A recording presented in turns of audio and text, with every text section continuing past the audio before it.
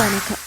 இரவு நேர பிரதான செய்திகளின் ஊடாக நர்மதா சிறையில் முதலில் தலைப்புச் செய்திகள். தரம் 6 மாணவர் சேர்ப்பதற்கான 2ஆம் கட்ட விண்ணப்ப கோரல்கள் நாளை ஆரம்பம். மட்டக்களப்பில் துயரம், நீரில் மூழ்கி உயிரிழந்த 2 ஆண்களின் சடலங்கள் மீட்பு. மாணவர் விசாவில் ஆஸ்திரேலியா செல்ல இருப்போருக்கு முக்கிய அறிவித்தல். இனி விரிவான செய்திகள். 2026ஆம் ஆண்டிற்கான 6ஆம் வகுப்பு மாணவர்களை பாடசாலைகளில் சேர்ப்பதற்கான 2ஆம் கட்ட விண்ணப்பங்கள் கோரும் நடைமுறை ஆரம்பமாக உள்ளதாக கல்வி அமைச்சு அறிவித்துள்ளது. அதன்படி 2026 மே 8ஆம் தேதி முதல் மே 29ஆம் தேதி வரை விண்ணப்பங்களை இணைய வழியில் சமர்ப்பிக்க முடியும் என தெரிவிக்கப்பட்டுள்ளது. பெற்றோர் மற்றும் பாதுகாவலர்கள் கல்வி அமைச்சின் அதிகாரப்பூர்வமான இணையதளத்தின் மூலம் அதிகபட்சமாக 3 பாடசாலைகளுக்கு விண்ணப்பங்களை சமர்ப்பிக்கலாம் என அமைச்சு குறிப்பிட்டுள்ளது. சம்பந்தப்பட்ட இணைய அமைப்பின் மூலம் நேரடியாக விண்ணப்பங்களை பதிவு செய்யும் வசதியும் வழங்கப்பட்டுள்ளதாக கூறப்பட்டுள்ளது.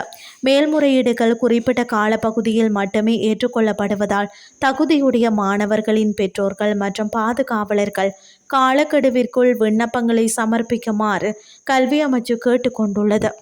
மட்டக்களப்பு வாவியில் நீரில் மூழ்கி உயிரிழந்த நிலையில் இனம் தெரியாத 2 ஆண்கள் சடலமாக கரை ஒதுங்கிய நிலையில் இன்று வியாழக்கிழமை மாலை 5 மணிக்கு மீட்கப்பட்டுள்ளதாக மட்டு தலைமையக காவல்துறையினர் தெரிவித்தனர். மட்டக்களப்பு தலைமையக காவல்துறை பிரிவில் உள்ள சின்ன உப்போடை பகுதியில் உள்ள வாவியில் 2 சடலம் மிதந்து கரை ஒதுங்கிய நிலையில் இருப்பதை சம்பவ தினமான இன்று மாலை 5 மணிக்கு கண்ட அப்பகுதி மக்கள் காவல்துறைக்கு அறிவித்தனர். இதனையடுத்து சம்பவ இடத்திற்கு சென்ற காவல்துறையினர் மற்றும் தடவியல் பிரிவு காவல்துறையினர் வரவழைக்கப்பட்டு நீரில் மூழ்கி இருக்கும் 2 ஆண்களது சடலங்களை மீட்டனர். இதேவேளை நீதிமன்ற அனுமதியை பெற்று சடலத்தை பிரேத பரிசோதனைக்காக வைத்தியசாலையில் ஒப்படைப்பதற்கான நடவடிக்கையை காவல்துறையினர் முன்னெடுத்து வருகின்றனர். இது தொடர்பான மேலதிக விசாரணைகளை மட்டு தலைமையக காவல்துறையினர் மேற்கொண்டு வருகின்றனர். இனி வெளிநாட்டு செய்திகள்.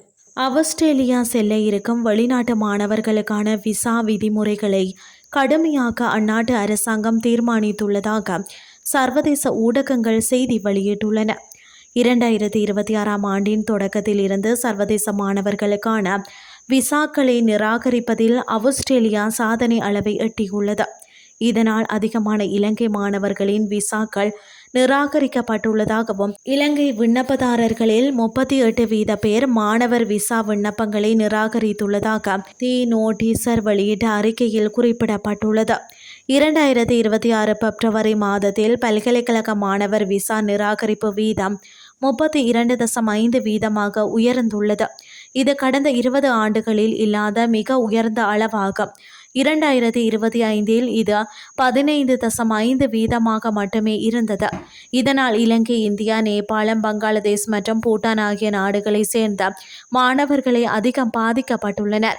இலங்கையிலிருந்து விண்ணப்பித்த மாணவர்களில் 38% விசாக்கள் நிராகரிக்கப்பட்டுள்ளதாக த நோட்டீசர் அறிக்கை தெரிவிக்கின்றது.